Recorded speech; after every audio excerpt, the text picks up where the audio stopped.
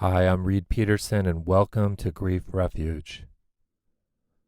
It warms my heart to know that you're here listening today, for you see, Grief Refuge is a unique and special podcast. If this is your first time listening, welcome. You're getting into the deeper understandings of the grieving process. This podcast is about validating your feelings, taking time to reflect, and spending quality time with your own self-care. At Grief Refuge, you will learn healthy ways to manage grief. You will also feel comforted, hopeful, and feel a sense of peace in regards to your loss and your life moving forward. Through the stories and conversations shared on this podcast, my intention is to provide companionship, insight, and a soothing voice to help you through the darker feelings that grief brings up. Grief is so hard. I'm glad you're here, and I promise to do everything I can to help provide more support to you. Before we begin, let's go over a little housekeeping. Because of the depth and the nature of this topic, it may be more beneficial to not multitask while listening. Rather, I invite you to use this time for your self-care and your personal reflection. Use this time to relax, and use this time to allow your grief-related feelings to run their course. Use this time to mourn your loss. Additionally, this podcast publishes episodes twice a month. When you're grieving, that's a lot of time in between each episode. Chances are you need more support, and if so, download the Grief Refuge app. The Grief Refuge app is a daily companion to help soothe and comfort you throughout this difficult journey. You can get the Grief Refuge app from the App Store on your smartphone. Thank you, and let's move on to today's topic. Today, I'm focusing on providing more information about 5 different ways guilt can show up in grief. There's a lot of information to cover here, so let's dive right in. It's very common to feel guilt when you're grieving.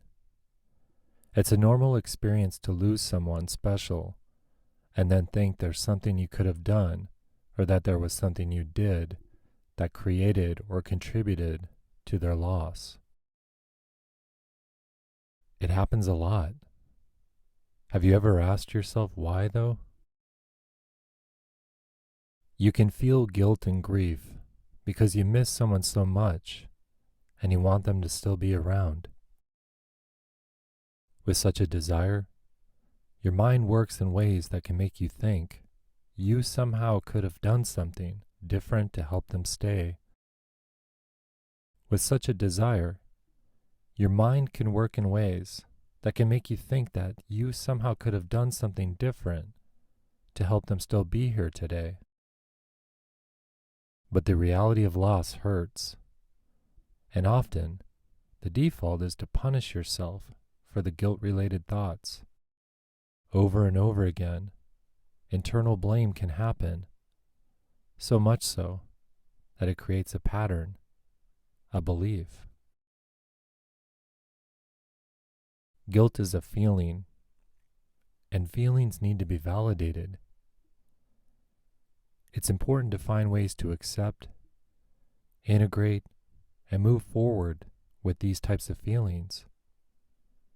There's a need to accept that guilt is a common and normal feeling in grief. A while back, I published a podcast called How to Feel Less Guilt and Grief. On that podcast episode, I overviewed 5 aspects of guilt that were mentioned in Dr. Wolfeld's best-selling book, Understanding Your Grief. The 5 aspects are survivor guilt, relief guilt, joy guilt, magical thinking, and long-standing personality factors.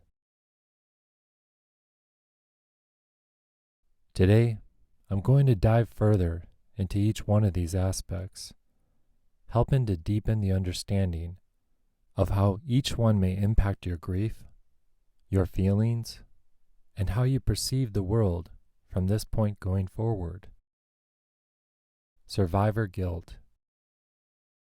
Survivor guilt is what is often scripted into movies and dramatic novels, but it doesn't mean that it isn't real. In fact, survivor guilt is one of the more common types of guilt-related grief. Commonly, survivor guilt is thinking that death should have happened to you instead of the other person. It should have been me pretty much sums up what survivor guilt is about. Survivor guilt-related grief can really consume your mind, especially if an accident-related death happened and you were at fault. Regardless of the type of accident or any mistaken judgment, your thought process can go to a dark place. You can constantly ask yourself why you're still alive, why you did or didn't do something, or what you should have or haven't said to cause a death. When faced with survivor guilt, your mind can work against you. Commonly referred to as irrational thinking, your mind can replay events, conversations, and other events that reinforce the belief that you were at fault or you were the cause of their death. Feeling guilty or thinking you are guilty doesn't always mean that you're at fault. There are times when just being a bystander or a witness creates a lot of post-traumatic stress. The stress can feed irrational thinking and can make the thought of being at fault more convincing and therefore more believable. If you've witnessed the death of someone and although logically you know you're not responsible but still feel so, there's a research study in the Journal of Loss and Trauma that's worth checking out. The study concluded that 90% of participants who had survived an event when others had died reported experiencing feelings of guilt. 90%.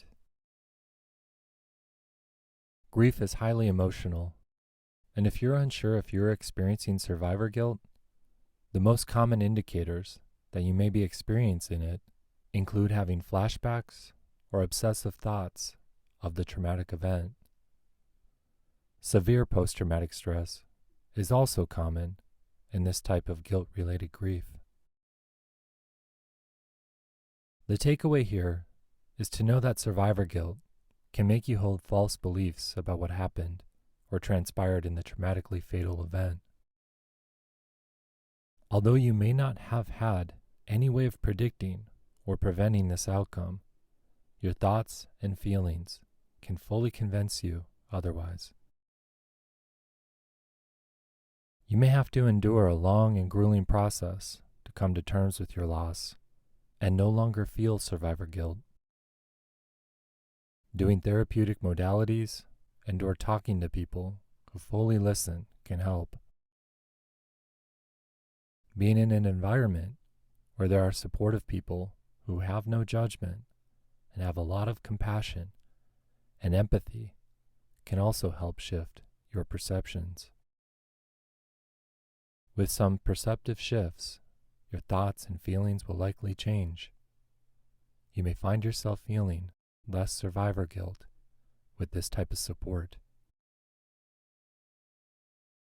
Relief guilt.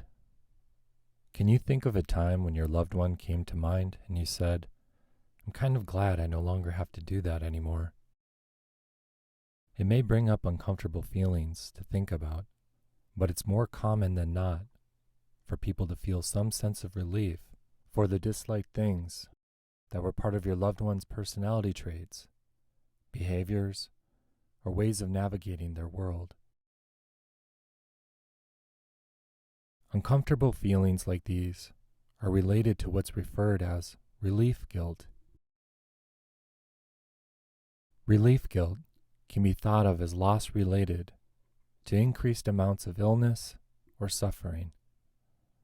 Although it's easy to think that relief guilt is more for people that were caretakers for a loved one, the feelings and experience can broaden and reach further to relatives, friends, or pretty much any type of relationship. For example, although you may not have had a close relationship, you may feel some relief guilt in your grief because you feel a burden lifted off your shoulders for certain aspects of the relationship or some of the dynamics you encountered with the person who passed that no longer happen. It's common for death to succeed a period of intense and prolonged pain, anxiety, worry, fear, and/or suffering. When any of that pain or suffering comes to an end, it's common to feel a sense of relief. It's also common to want other people's suffering to end. Although you may not wish death upon them, there is a reality that their suffering ends when their life ends.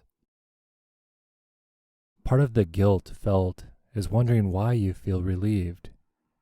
You may feel like you should be ashamed for having such thoughts and feelings. But these feelings are natural and common.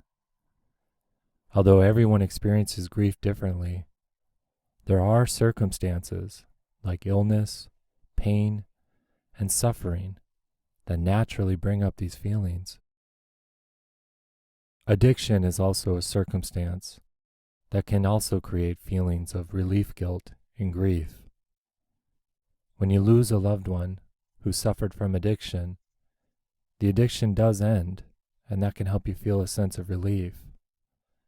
Yet, you may feel sad, and you may long for your loved one. And you may be glad that they no longer suffer from their addiction.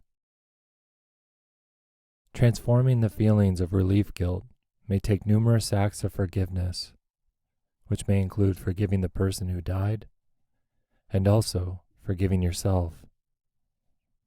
Forgiveness is an ongoing process that can take extraneous effort, so please be patient with yourself. Joy guilt.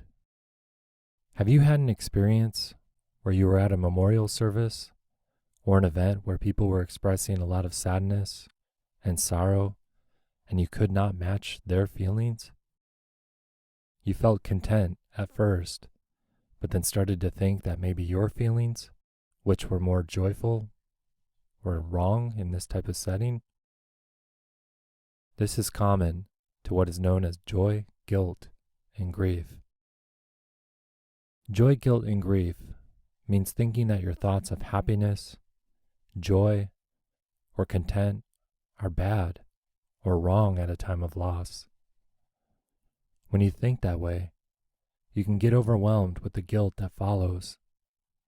You may start questioning your integrity, your intentions, and even your authenticity. The moment you question your deeper values is the moment you begin to feel more guilt. Happiness and laughter are things that bring people closer together. So are sadness and sorrow. It can be easy to alienate yourself when you tell yourself that you shouldn't be happy at what is known as an unhappy time. You can lose the sense of feeling connected to others who are expressing grief in their own unique ways, which is very different from yours. However, there is room for joy in the grief process too. As my mentor, Dr. Alan Wolfelt, articulated in his book, Understanding Your Grief, you have the right to feel happy. Joy should not be limited to only the happiest of times in our lives. Joy can also be found, even in the saddest of times. Let me say that again. There is joy, even in the saddest of times. How can it be? We all possess sadness, and we all possess joy. They both dwell within us, and if we allow them both the space they deserve, we can live well within that balance. We need to give ourselves the space and permission to grieve deeply and be sad, so we can feel happiness without guilt. Two parts of a whole, a dichotomy of emotions that contributes to a more balanced individual. So when you recognize you may be feeling joy-guilt related to your grief, you may start to give yourself permission to embrace some of the joy. You're not bad for feeling that way, nor would anyone whom you lost want you to feel only sadness and despair for the rest of your life. By honoring everything that comes up, including joy, you will grieve and live authentically. Magical thinking. If you've ever thought the loss of your loved one had to do with your own thoughts, you've likely created some beliefs centered around magical thinking. Magical thinking is the belief that your thoughts can influence unrelated events. It's common, especially when you feel responsible for your loved one's death. Magical thinking can be associated with guilt and grief because it can be easy to think and believe, if only. If only you called and talked to them to help keep them awake. If only you noticed the signs that their health was declining. If only you told them to stay. Thoughts like these are very frequent. Sometimes you can't stop yourself from thinking this way.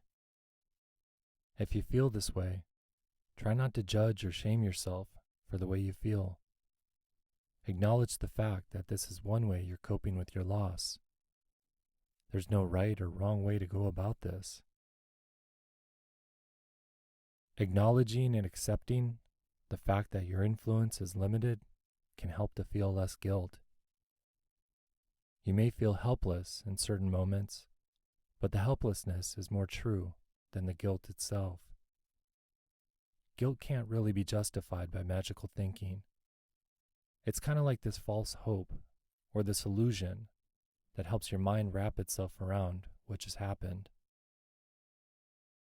Yet, all the guilt makes it difficult to cope with loss. Magical thinking is only a temporary solution, a false one be that, to try to make sense of what is sometimes too hard to make sense of. Long-standing personality factors. For many, growing up in a household that taught you to feel guilt for your actions is very common. You may have been conditioned, whether intentional or not, to default to the feeling of guilt for many of your behaviors. An upbringing as such would likely impact your personality, making you feel guilt for most of your life. Chances are, you may have developed a guilty complex. Having a guilty complex in grief will likely make you feel responsible for your loss. There are commonalities between a guilty complex and magical thinking, but one of the unique distinctions between the two is with a guilty complex, you may feel the way you do, although you may not be thinking that your actions, or lack of, caused their life to end. The guilty complex, unfortunately, is a response to most situations in your life. This includes your loss and the feeling of guilt for the death of a loved one. One of the ongoing challenges to having a guilty complex as part of your personality is that grief can bring to mind past experiences of other unresolved guilt. One event can activate feelings from other events, which can bring up feelings that feel overwhelming, unbearable, and exhausting. It's not fair, and it's not easy to manage. It really makes it difficult to cope with loss, as well as maintain daily activities. If this is your experience, you have to be diligent about your self-care. It would be beneficial to take things easy, simplify, slow down, and schedule more breaks. Otherwise, guilt and overwhelm can hit you too hard and too fast, which can put you in a downward spiral. So hopefully, these 5 ways guilt and how they impact grief are now more familiar, and they help you better understand your grief process. Guilt is a common feeling that's experienced when grieving. The emotion can come from a variety of factors, experiences, and events. Recognizing how guilt shows up in your grief can help to manage the emotion and provide insight and awareness to help soothe the immense feelings. I really want to thank you for your time and your attention regarding this topic. I'm also deeply grateful for your trust in Grief Refuge and our mission. We're here to provide daily companionship throughout your grief journey. You can get more stories, more reflections, and more grief-related insights on the Grief Refuge app, which you can get from the App Store that's on your smartphone. Thank you. Take care. Keep honoring your grief. Be kind to yourself, and talk to you soon.